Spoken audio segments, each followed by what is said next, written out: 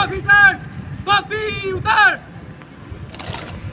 भारत माता की जय, भारत माता की जय, भारत माता की जय। ऑफिसर्स कॉपी पर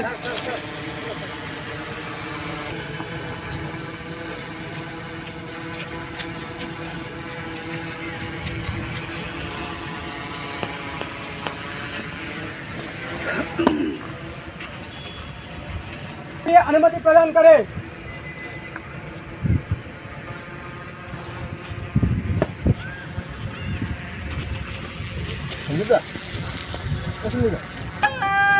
दिन जाने चलेगा दाहिने मुड़।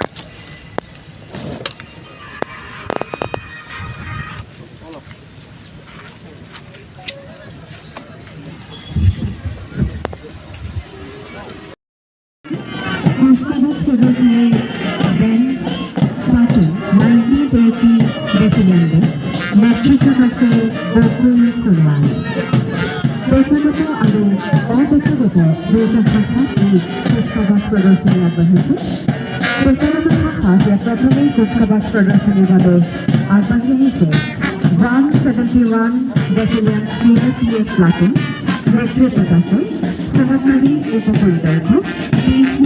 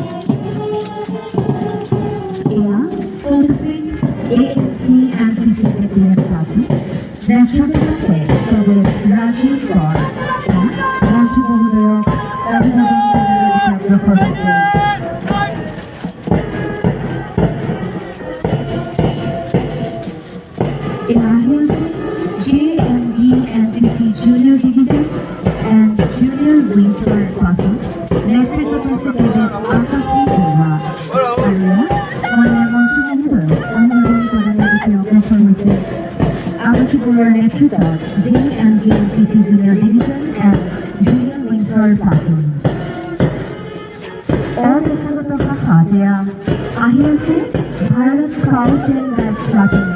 নেতৃত্বত আছে স্কাউট বিশ্বজিৎ পাণ্ডা আৰু মঞ্চমণ্ডলক অভিবাদন প্ৰদান কৰিছে।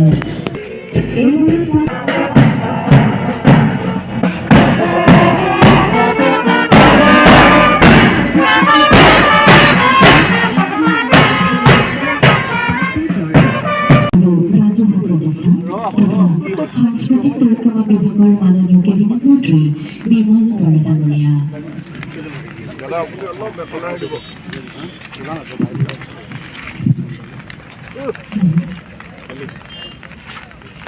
इनमें तो हाथ आ रहा है।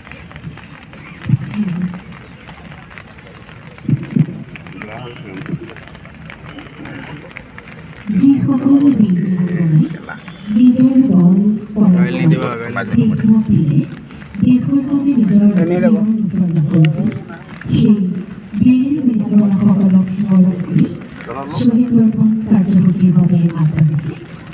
এয়া আজিৰ ৭৮তম স্বাধীনতা দিৱসৰ মুখ্য অতিথি অসম চৰকাৰৰ উদ্যোগ বাণিজ্য আৰু ৰাজহুৱা প্ৰতিষ্ঠান তথা সাংস্কৃতিক পৰিক্ৰমা বিভাগৰ মাননীয় কেবিনেট মন্ত্ৰী শ্ৰীযুত বিমল বৰা ডাঙৰীয়া।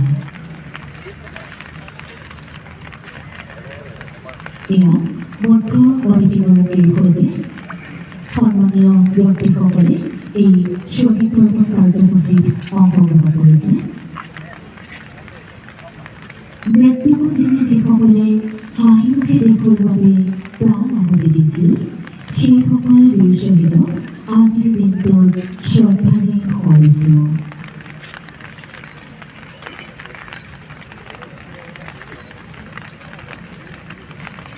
এয়া ৭৮তম সংখ্যক স্বাধীনতা দিৱসৰ শ্বহীদ তৰ্পণ কাৰ্যসূচীত অংশগ্ৰহণ কৰিছে আজিৰ মুখ্য অতিথি অসম চৰকাৰৰ উত্তৰ বাণিজ্য আৰু ৰাজহুৱা প্ৰতিষ্ঠান তথা সাংস্কৃতিক পৰিক্ৰমা বিভাগৰ মাননীয় কেবিনেট মন্ত্ৰী শ্ৰীযুত বিমল বৰা ডাঙৰীয়া আৰু সন্মানীয় অতিথিসকলে।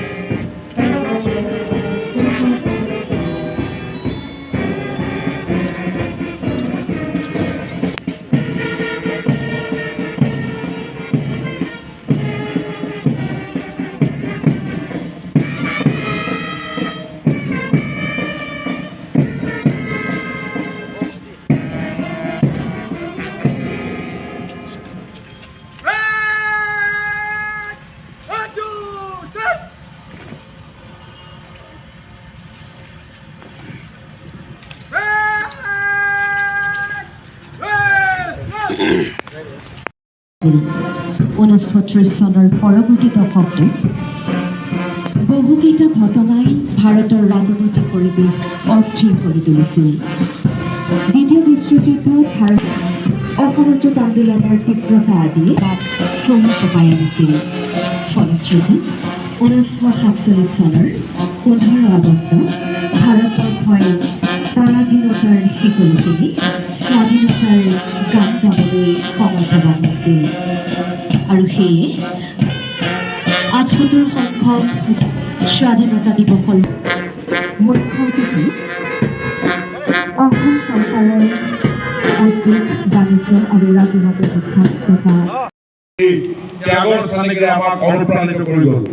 শ্ৰদ্ধা নিবেদন কৰিছোঁ দেশভক্ত তৰুণৰাম ফুকন, কৰ্মবীৰ নবীন চন্দ্ৰ বৰদলৈ, অম্বিকাগিৰি ৰায়চৌধুৰী, লোকপ্ৰিয় গোপীনাথ বৰদলৈ, বিষ্ণুৰাম মেধি, কৃষ্ণনাথ শৰ্মা, অমিয় কুমাৰ দাস, চন্দ্ৰনাথ শৰ্মা, মৌলানা তয়বুল্লাহ, হেমচন্দ্ৰ বৰুৱা, মতিৰাম বৰা, দেৱেশ্বৰ শৰ্মা, বেণুধৰ শৰ্মা আদি প্ৰাতঃস্মৰণীয় মুক্তিযুঁজাৰুসকল আৰু স্বাধীনতা সংগ্ৰামীসকললৈ।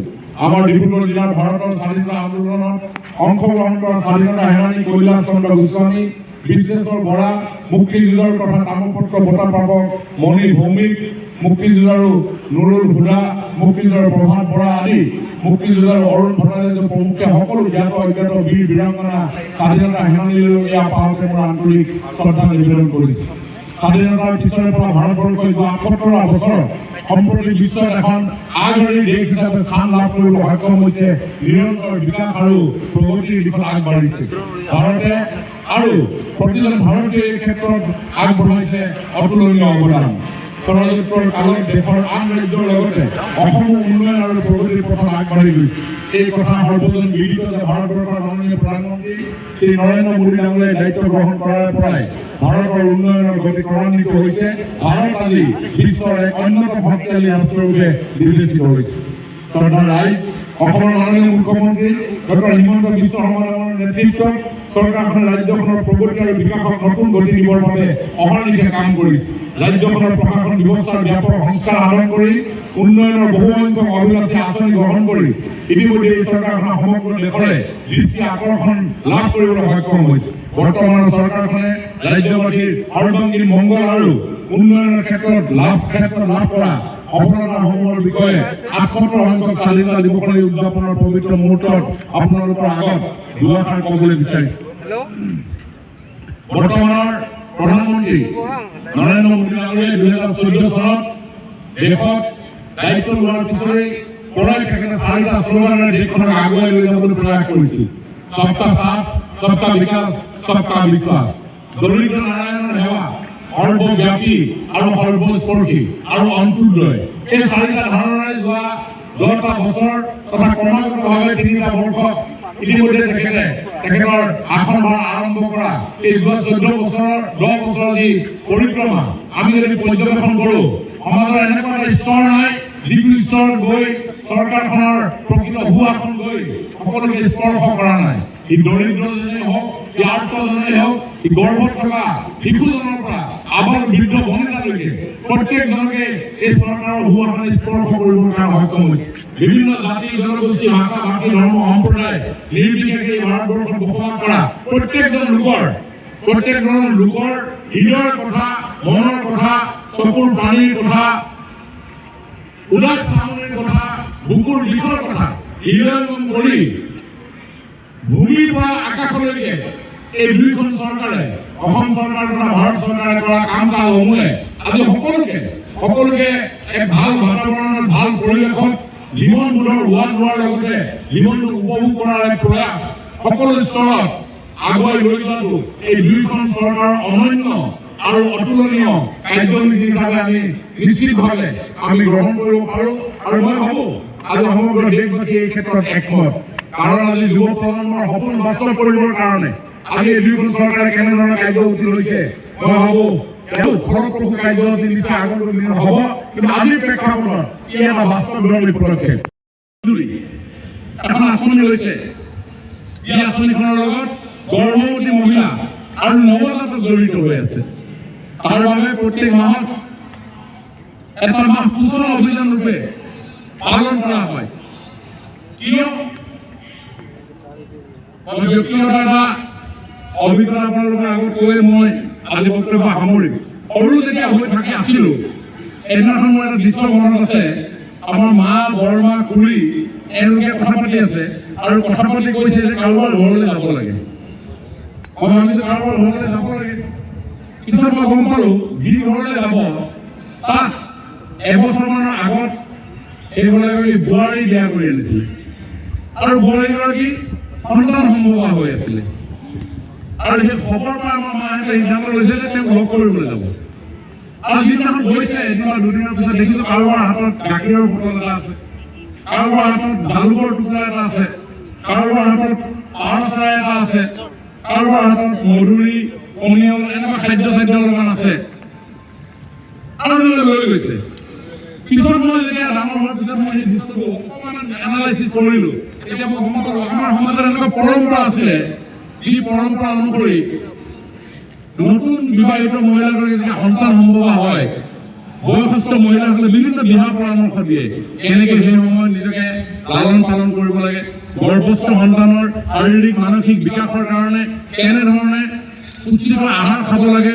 আৰু শেষত বিদায় লোৱাৰ সময়ত সকলো গৃহগৰাকী জ্যেষ্ঠ মাতৃয়ে হয়তো এই মাতৃগৰাকীৰ মূৰতে এনেকৈ হাতখন বুলাই থৈ আহে। আৰু হাতখন যেতিয়া বুলাই থৈ আহে, সেই মাতৃগৰাকীয়ে পৰম আনন্দ আৰু তৃপ্তি অনুভৱ কৰে।